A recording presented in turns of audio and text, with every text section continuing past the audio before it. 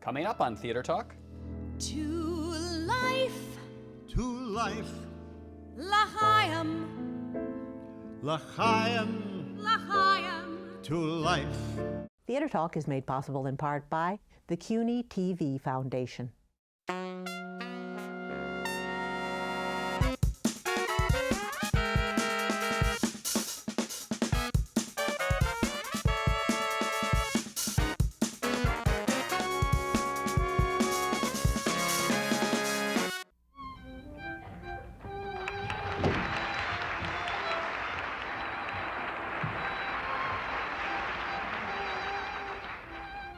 Fiddler on the Roof. Sounds crazy, no? But now, little village around Atefka, you might say, every one of us is a fiddler on the roof, trying to scratch out a pleasant, simple tune without breaking his neck. It isn't easy. You may ask, why do we stay up there if it's so dangerous? We stay because Atefka's our home. How do we keep our balance? That I can tell you in one word. Tradition. From New York City, this is Theater Talk. I'm Michael Riedel of the New York Post. And I'm the show's producer, Susan Haskins. We have a genuine Broadway legend on Theater Talk tonight. He wrote Fiddler on the Roof, She Loves Me, Tenderloin, FIORELLO. He is the great, great lyricist Sheldon Harnick. Welcome to Theater Talk, Sheldon. It's great. Thank you, thank you. The last time we had you on, it was just before the opening of the revival of Fiddler on the Roof with Alfred Molina. And you had Joe Stein, who wrote the book, and Jerry Bock, who wrote the music. Right. Both have died in the last year. You're the last. Loss. Great loss. You're the last of the Fiddler team. I am, yeah. Jerome Robbins is gone too. Yeah. I read somewhere that you said you feel like a widow when you lose someone like Jerry Bock and Joe, because you were so close, working so close all those years. That's true. Also, when I began to write with other composers, I felt like I was cheating. It's like a marriage, yeah. Yeah. What's it like now? You're one of the great older men of Broadway now, and so many people we've been losing. Arthur Lawrence we lost recently, Lanford Wilson. I mean, you feel this acutely? The whole world that you knew, that you worked in, is going.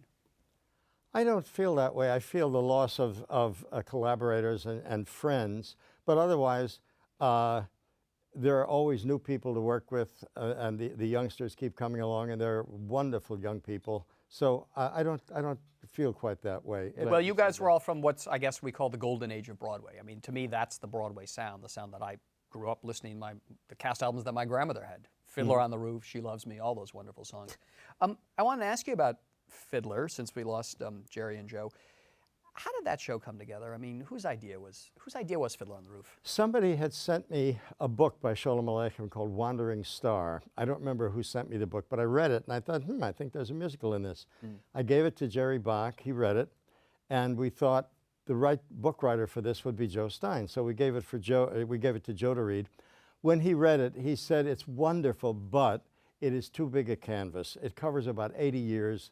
What makes it great are all the little characters. And we can't have a cast with 50 individual little characters. But he said, since we love the writing, let's see what else Sholem Aleichem has written.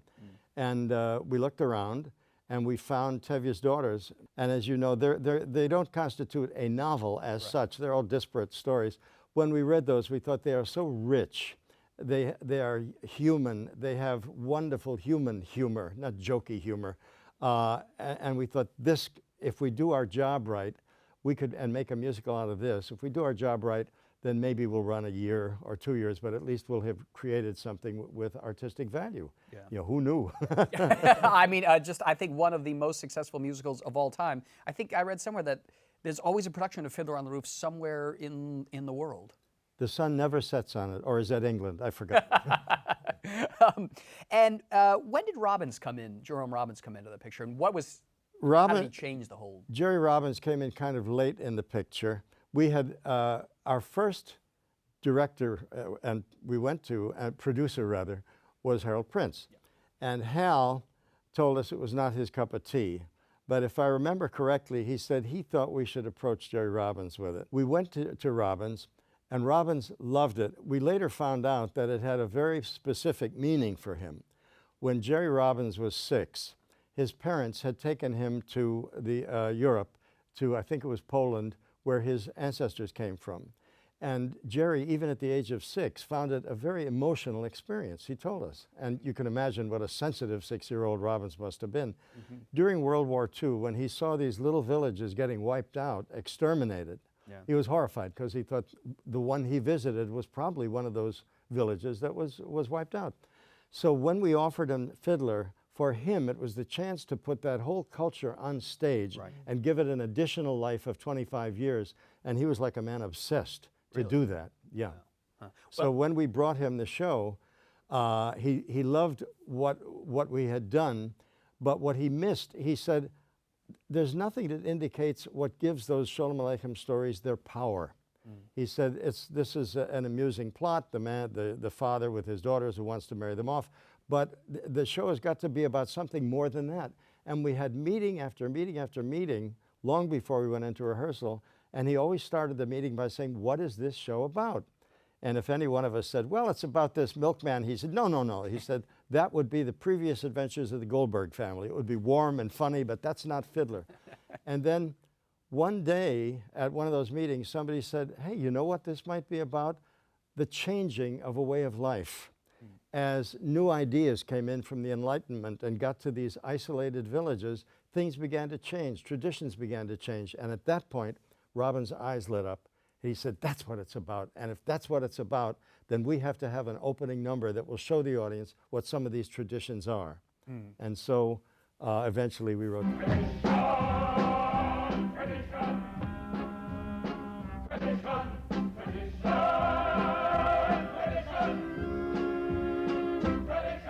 Did you guys write lyrics, music first, or were you at the piano together, throwing out the ideas? How was it? When I worked with Jerry, it's a way that I've never worked with any other composer.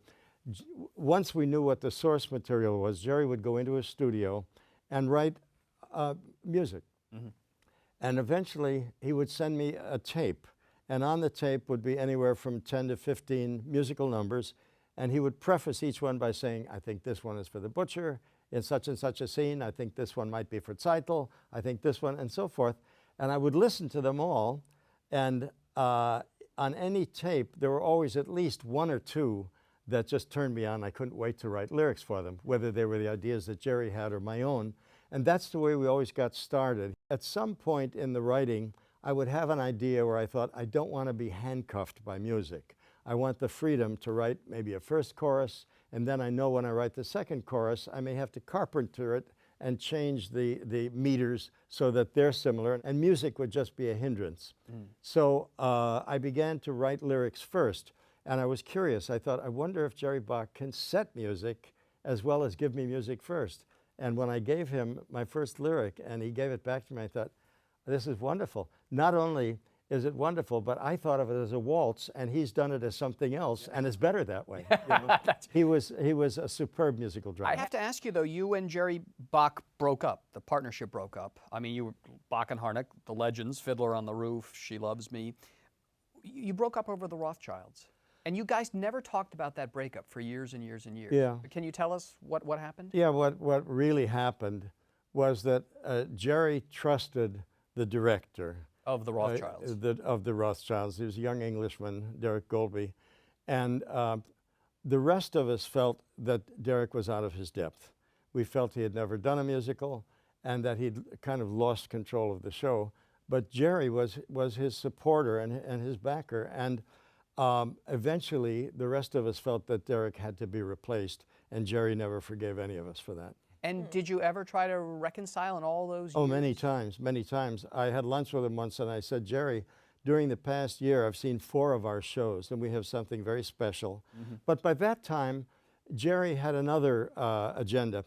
Jerry is a very good lyricist. And when he started, he was his own lyricist. I think at the University of Wisconsin, he might have met the man, Larry Hollofcenter, who became his lyricist on Mr. Wonderful. But he wanted to write his own lyrics. And that was so that although we became friends again, he really did not want to work with another lyricist. But Jerry never had a Broadway show after he split with you, did he? No, he had a couple of experiences, shows that were meant to go to Broadway and they didn't work out. So no, he had bad luck that way. Yeah. Now, you began, if I'm not mistaken, in Chicago, right? You That's went to right. Northwestern. I went to Northwestern. And you were a jazz musician? Didn't you start as a jazz Oh, musician? how I wish. No, I love jazz. No, I was a violinist, and I thought my dream was to be in the second violin section of some symphony orchestra. I never thought of myself as good enough to be in the first violin section. But you were a serious classical? I was a serious, yeah. I did play in dance bands around Chicago, especially to put myself through school along with the GI Bill. And then I had what at the time seemed like the worst imaginable luck, and it turned out to be a blessing in disguise. As a violinist in a dance band, we played the Edgewater Beach Hotel, which is a very posh place. And 5 nights a week, they would lower a microphone and we would broadcast dance music, 3 nights locally and 2 nights coast to coast. And I had very poor training as a violinist, so when that microphone came down, my shoulders began to tense up and I got very nervous. I was an anxious fiddle player. And by the end of the engagement, I could hardly move my arms. I went to a doctor and he said, "You have muscular and nervous exhaustion. You have to lay off for about a year, and I can't guarantee that your facility will come back then." And so I thought, oh my God, I can't play the violin for a year. I might as well go to New York and try and be a lyricist, which is the other thing that I had been thinking about. And how did the lyric writing then come into play? Had you been, doing poems, scribbling things? My mother always celebrated every bar mitzvah, every anniversary, every birthday with a poem. So my sister and I began to write poems. And it was wonderful seeing them published in the grammar school paper and the high school paper. And while I was in high school, I was introduced to a classmate whose family was involved in the little theater movement in Chicago. In fact, he even got me into one of their plays as an actor. And he wanted to write sketches and songs, and he introduced me to Kaufman and Hart and the playwrights. So we began to work together, and we wrote songs. That was the first time I'd written songs. But that broke up, that collaboration broke up when I was drafted.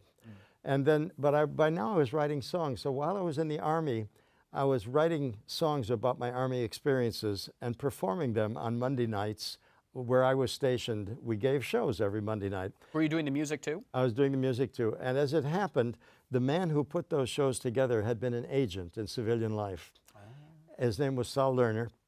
And Saul said, "Listen, if we both come through this alive, and if you decide to go to New York and try and be in the entertainment business, look me up."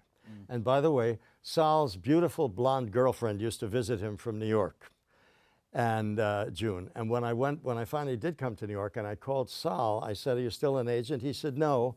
He said, "My wife is now the choreographer for Jackie Gleason, so June Taylor, so I'm just managing her." But he said, "You're an old Army buddy, so I will represent you." And he did. My life was changed, literally changed. I went to Northwestern to be a violinist, but also I went to Northwestern because they have a great student review, the WAMU show. Yeah, sure. And they have a wonderful talent pool. And the first year I was there, I submitted a song kind of based on my Army experiences. This was a woman working in a defense plant, and the title was "I've Got Those Gotta Go Home Alone Tonight Blues." And the student who sang it was Charlotte Ray. Ah, well. So we became friends. Yeah. And about 3 years later, I think it was around 1948, Charlotte had gone to New York on the Christmas vacation. And when she came back, she sought me out with an LP in her hand and said, "Sheldon, you got to hear this." So she loaned me the album To Finian's Rainbow. And when I listened to it, and when I heard Yip Harburg's lyrics, I thought, oh my God, listen to what that man is doing. They're so playful, they're so imaginative, and he's making social commentary, but you listen because it's done so wittily. And I thought, that's what I want to do. I want to change my career. I don't want to be a violinist anymore. I want to be a musical theater writer. Where did you meet Jerry Bock? We were introduced by Jack Cassidy. Oh, I love Jack Cassidy, one of my favorite actors of all time. I was called in to try and repair lyrics or do new lyrics if any were necessary on a show called Shangri-La. I got called in. I met Jack Cassidy, and Jack said, "You have to meet Jerry Bock because he's broken up with his lyricist and he's looking for a new lyricist." So Jack and also my publisher at that, Jerry's publisher, Tommy Valando, introduced us, and a miracle happened. Two young men who have never written anything together do not get hired to do a Broadway musical. Yeah. And we were. The Body Beautiful, we'd never written anything together. The Body Beautiful was not a hit, though. It was not a hit. And thank God, Steve Sondheim had seen it and called Hal Prince and said, "You've got to see this show." And Hal came, and he introduced himself to Jerry and me and said, "Someday I want to work with you guys," which was great because, you know, the show was dying.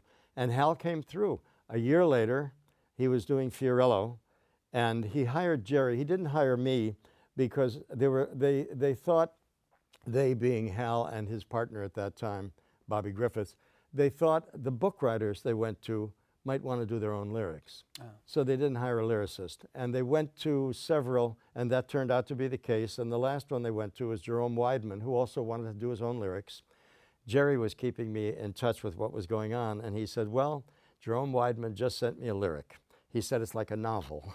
He said "It's at least as long as Beowulf." So Hal Prince and Bobby Griffiths told Jerry Weidman, they said, "We love your dramatic scenes. We do not think you're cut out to be a lyricist." And at that time, they contacted Jerry and me and two other young teams, because George Abbott, the director, loved working with young people. So Hal contacted us. I think there were 3 or maybe 4 teams. He told us, he gave us a copy of the book that existed at that time, and he said, "I'd like you to try writing songs for these 4 spots on spec." We didn't get paid, but it was just a wonderful opportunity. So Jerry and I, like the other guys, we wrote our 4 songs, and we won. We got hired. And that was? That was FIORELLO. I have to tell you, this is a story that I treasure. We were doing the songs for Hal in his apartment. And we had done, the first one was the strike song, and they loved that. Then we did the other 2 that they didn't like. And I thought, oh my God. You could feel that they're not liking it. I could feel they're not liking it. Then we did Till Tomorrow. And I made the mistake of looking in Hal's eyes when I sang it.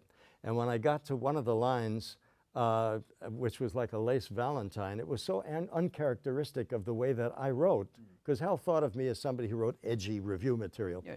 And when I sang this 1917 sentimental song, and I was looking at him, when I finished, he said, "That's a put-on.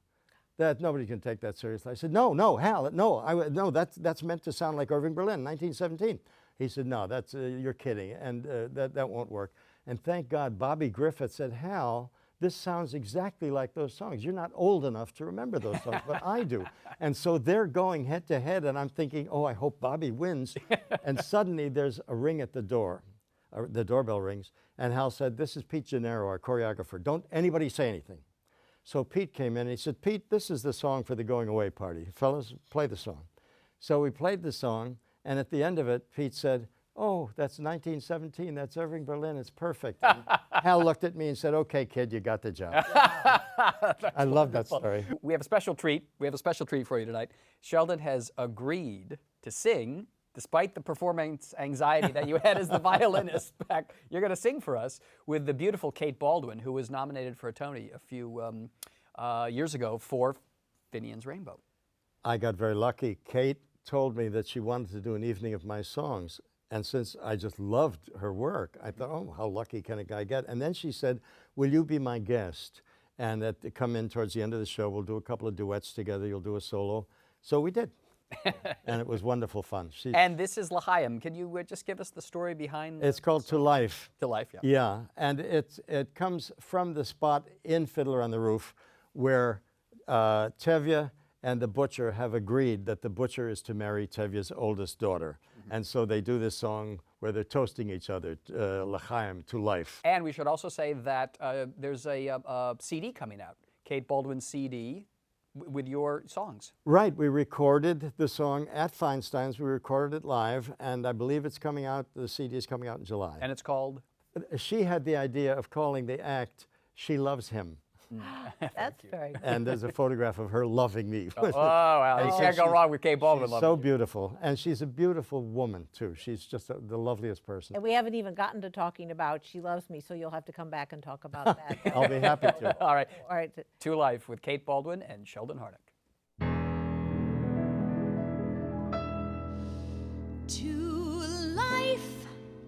life. L'chaim, L'chaim l'chaim. to life. Life has a way of confusing us, blessing and bruising us. Drink l'chaim to life, to life. l'chaim, L'chaim l'chaim. to life. If you've been lucky, then Monday was no worse than Sunday was. Drink l'chaim to life. Our great men have written words of wisdom to be used when hardship must be faced. Life obliges us with hardship, so the words of wisdom shouldn't go to waste. To us and our good fortune, Be happy, be healthy, long life. And if our good fortune never comes, here's to whatever comes. drink l'chaim To life, to life. l'chaim, L'chaim l'chaim. to life. One day it's honey and raisin cake, next day a stomach ache. Drink l'chaim To life, to life. l'chaim, L'chaim l'chaim. to life. Here's to the ruble you find by chance inside your winter pants. Drink l'chaim to life. God would like us to be joyful, even when our hearts lie panting on the floor. How much more can we be joyful when there's really something to be joyful for? To life, l'chaim. L'chaim, l'chaim to life. A gift we seldom are wise enough. Ever to prize enough. Drink l'chaim L'chaim to life. Musically, Jerry, what was the style that you? There was not one song in the original Sholem Aleichem story. Your contribution. Okay. Did you hear the sound of the music, so to speak, as soon as you were reading these? It's hard to explain, but I guess I grew up all my life favoring the minor key in terms of classical music, in terms of folk music, in terms of even little songs my grandmother used to sing me. But I never had the opportunity to express that musically in any of the shows we did. And when this opportunity arrived, it was like a fountain that was starting to run. Are there scenes you wrote that then became songs in the show? Inevitably, that always happens, or parts of scenes, Yes. or parts of dialogue. But that's, the word for that is collaboration.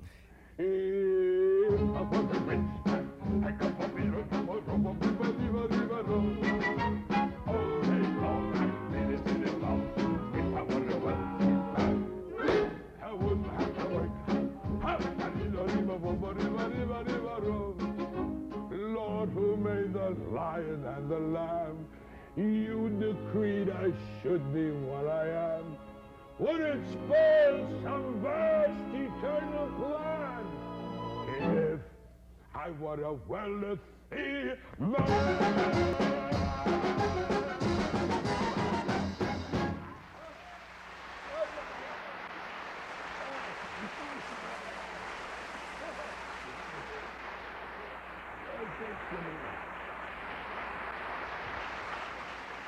The New York Drama Critics Circle is about to get a new member. He is Donald Lyons of the Wall Street Journal, and he's rapidly earning a reputation as someone who does not stand for the political correctness raging in the New York theater. Donald, welcome. I should also say you are the author of Independent Visions, a book about independent filmmaking in America. You're a conservative. Mm-hmm. Do you find political correctness run amok in the New York theater? Oh, I think it's I think it's a pervading smog in the New York theater. But I think that's true in show business in general. I think it takes a really special spirit these days to not create, to not write from those points of view. A real radical play would be one about celebrating the life and times of Jesse Helms. No, I don't think the answer to one kind of poison is not another kind of poison. The answer is just a genius who would come out of his or her own heart. Look at Eugene O'Neill, who for decades wrote trendy plays in which Freudianism was on stage, or myth was on stage, or racial consciousness was on stage. And then in his late and very ill old age, spent a summer writing about his childhood, about his family, and produced the greatest American play ever written. There's a lesson in that. I think what's great comes from the heart, comes from the life lived, or if you will, the brain, and not from whatever ideas are in the air.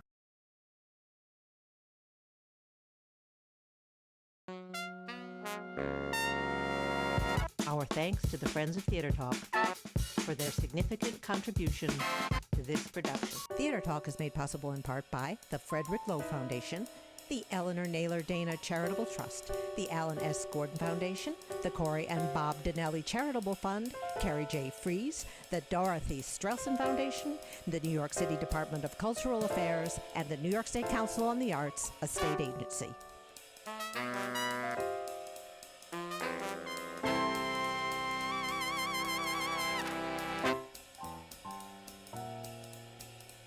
We welcome your questions or comments for Theater Talk. Thank you and good night.